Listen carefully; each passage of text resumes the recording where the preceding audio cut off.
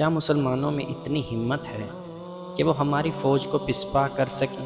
Ardashir نے کہا، ان میں ہمت ہی نہیں بے پناہ جرت بھی ہے۔ کارن نے کہا، وہ اپنے عقیدے کے لیے لڑتے ہیں۔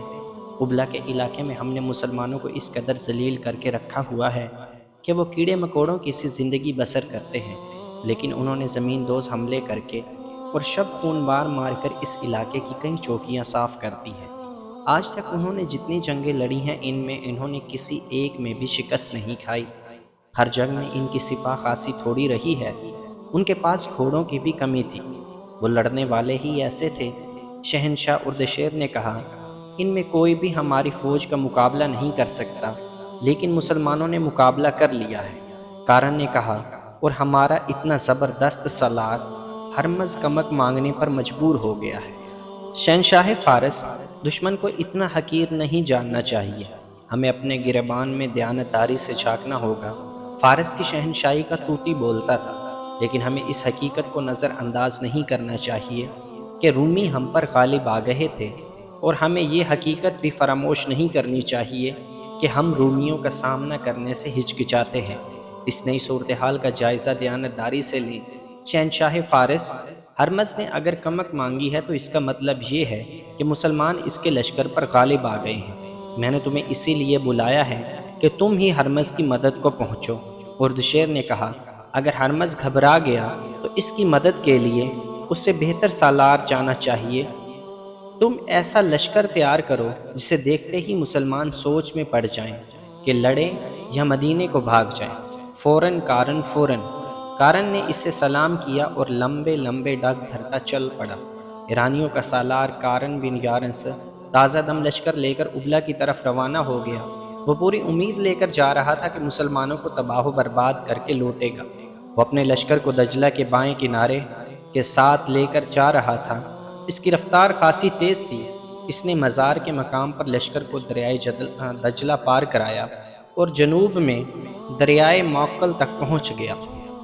جب وہ دریائے موکل کے پار گیا تو اسے ہرمز کے لشکر کی ٹولیاں آتی دکھائی دی۔ سپاہی بڑی بری حالت میں تھے۔ تم پر زرتشت کی لعنت ہو، کارن نے پہلی ٹولی کو روک کر ان کی حالت دیکھ کر کہا، کیا تم مسلمانوں کے ڈر سے بھاگے آ رہے ہو؟ سپہ سالار ہرمز مارا گیا ہے۔ ٹولی میں سے ایک سپاہی نے کہا، دونوں پہلوؤں کے سالار کباز اور انو شجان بھی بھاگ آئے ہیں، وہ شاید پیچھے آ رہے ہیں۔ کارن بن کریانس ہرمز کی موت کی خبر سن کر سن رہ گیا۔ اس نے یہ پوچھنے کی بھی جرت نہیں کی کہ ہرمز کس طرح مارا گیا ہے۔ کارن کا سر جھک گیا تھا۔ اس نے جب سر اٹھایا تو دیکھا کہ فارس کے فوجیوں کی قطاریں چلی آ رہی تھیں۔ اپنے تازہ دم لشکر کو دیکھ کر بھاگے ہوئے یہ فوجی وہیں رکنے لگے۔ اتنے میں ہرمز کی فوج کے دوسرے سالار کباز اور انو شجان بھی آن پہنچے۔ انہیں دور سے آتا دیکھ کر کارن نے اپنے گھوڑے کی لگام کو جھٹکا دیا، گھوڑا چل پڑا۔ کارن نے اپنے دونوں شکست خوردہ سالاروں کے سامنے جا گھوڑا روکا۔ میں سن چکا ہوں ہرمز مارا گیا ہے، کارن نے کہا، لیکن مجھے یقین نہیں آتا کہ تم دونوں بھاگ آئے ہو۔ کیا تم گنوار اور اجڑ عربوں سے شکست کھا کر آئے ہو؟ میں اس کے سوا اور کچھ نہیں کہنا چاہتا کہ تم بزدل اور تم اس رتبے اور عہدے کے قابل نہیں ہو۔ کیا تم نہیں چاہتے کہ مسلمانوں کو تباہ و برباد کر دیا جائے؟ کیوں نہیں چاہتے؟ کباز نے کہا، ہم کہیں چھپنے کے لیے پیچھے نہیں آئے، ہمیں ہرمز کی شیخیوں نے مروایا ہے۔ میں تسلیم کرتا ہوں کہ اسلامی فوج کے پاس بڑے ہی قابل اور جرت والے سالار ہیں، لیکن وہ اتنے بھی قابل نہیں کہ ہماری فوج کو یوں بھگا دے۔ کارن انو شجان نے کہا، ہماری فوجی کی عادت میں یہی سب سے بڑی خرابی ہے جس کا مظاہرہ تم نے بھی کیا ہے۔ تم نے عرب کے ان مسلمانوں کو اجڑ اور گنوار کہا ہے۔ ہرمز بھی ایسے ہی کہتا تھا، لیکن ہم نے میدان جنگ میں اس کے الٹ دیکھا ہے۔ تم نے ان میں کیا خوبی دیکھی ہے جو ہم میں نہیں؟ کارن نے پوچھا، یہ پوچھو ہم میں کیا خامی ہے جو ان میں نہیں؟ انو شجان نے کہا، ہم اپنے 10 12 سپاہیوں کو ایک ایک زنجیر سے باندھ دیتے ہیں کہ وہ جم کر لڑیں اور بھاگیں نہیں، اس لیے ہم آمنے سامنے کی جنگ لڑتے ہیں۔ مسلمانوں نے جب ہماری سپاہ کو پابند سلاسل دیکھا تو انہوں نے دائیں بائیں کی چالیں چلنی شروع کر دی۔ ہمارے سپاہ گھوم پھر کر لڑنے سے قاصر تھی، یہ تھی وجہ کہ ہمارا اتنا طاقتور لشکر شکست کھا گیا۔ ہمارے پاس باتوں کا وقت نہیں۔ قباس نے کہا، مسلمان ہمارے تعاقب میں آ رہے ہیں۔ ان کے تعاقب میں مثنیٰ بن حارثہ 2000 نفری کی فوج کے ساتھ آ رہے تھے۔ مثنیٰ بن حارثہ اسلام کے وہ شدائی تھے جنہوں نے ایرانیوں کے خلاف زمین دوز جنگی کارروائیاں شروع کر رکھی تھیں۔ انہی کی ترغیب پر امیر المومنین ابو بکر صدیق رضی اللہ عنہ نے خالد رضی اللہ عنہ کو بلا کر ایرانیوں کے خلاف بھیجا تھا۔ ایرانیوں کے تعاقب میں جانا غیر معمولی طور پر دلیرانہ اقدام تھا۔ تعاقب کا مطلب یہ تھا کہ مسلمان اپنے مستقر سے دور ہٹتے ہٹتے ایرانیوں کے قلب میں جا رہے تھے، جہاں ان کا گھیرے میں آ جانا یقینی تھا، لیکن یہ خالد رضی اللہ عنہ کا حکم تھا کہ ایرانیوں کا تعاقب کیا جائے۔ اس حکم کے پیچھے ایرانیوں کے خلاف وہ نفرت بھی تھی جو مثنیٰ بن حارثہ کے دل میں بھری ہوئی تھی۔ جنگ سلاسل ختم ہو گئی اور ایرانی بھاگ اٹھے تو خالد رضی اللہ عنہ نے دیکھا کہ ان کا لشکر تھک گیا ہے۔ انہوں نے مثنیٰ بن حارثہ کو بلایا۔ ابن حارثہ، خالد رضی اللہ عنہ نے کہا، اگر یہ بھاگتے ہوئے فارس سے زندہ چلے جائیں تو کیا تم اپنی فتح کو یقینی سمجھو گے؟ خدا کی قسم، ولید کے بیٹے مثنیٰ بن حارثہ نے پرجوش لہجے میں کہا، مجھے صرف حکم کی ضرورت ہے، یہ میرا شکار ہے، تو جاؤ۔ خالد رضی اللہ عنہ نے کہا، 2000 سوار اپنے ساتھ لو اور زیادہ سے زیادہ ایرانیوں کو پکڑ لاؤ، اور جو مقابلہ کرے اسے قتل کر دو۔ میں جانتا ہوں کہ میرے جان باز تھک گئے ہیں، لیکن میں شہنشاہ فارس کو یقین دلانا چاہتا ہوں کہ ہم زمین کے دوسرے سرے تک ان کا تعاقب کریں گے۔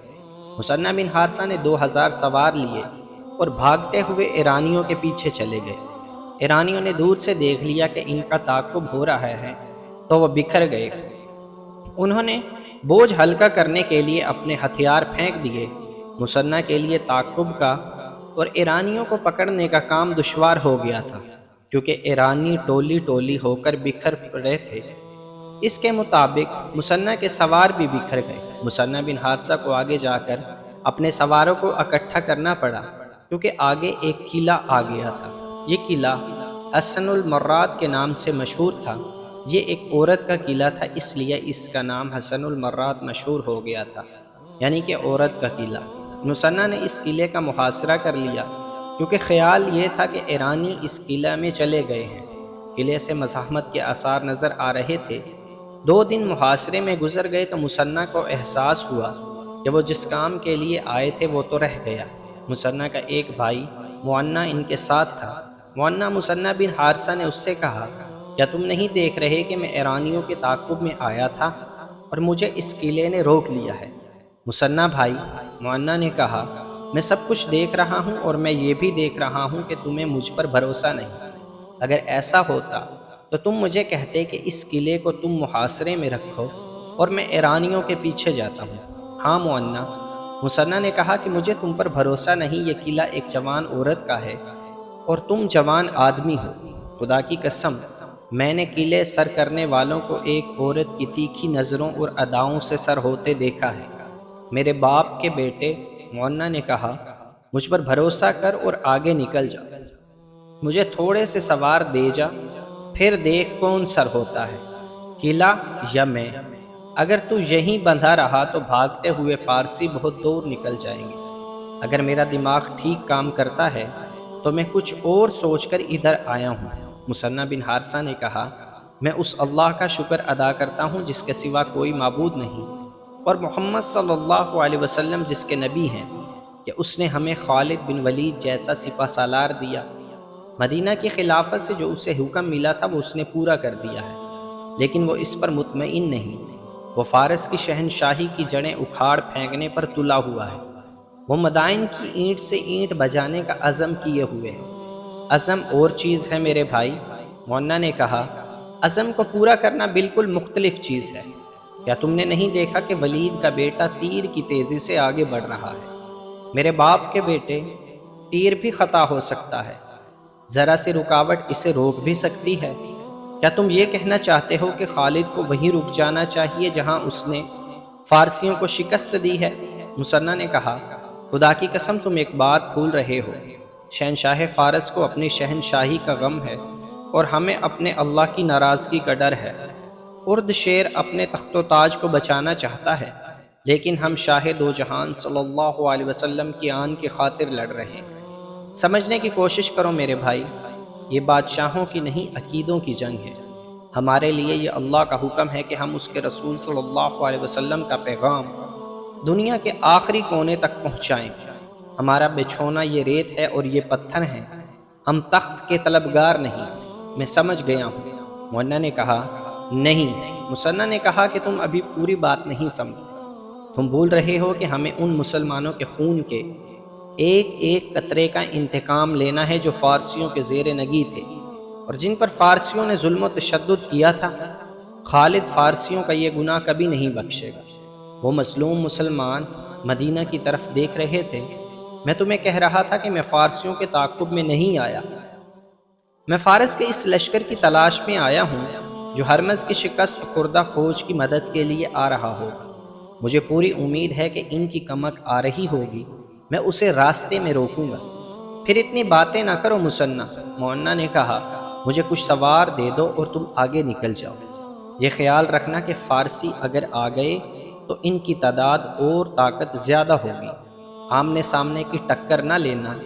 جا میرے بھائی، میں تجھے اللہ کے سپرد کرتا ہوں۔ کسی بھی مورخ نے سواروں کی صحیح تعداد نہیں لکھی جو مسنہ اپنے بھائی کو دے کر چلے گئے تھے۔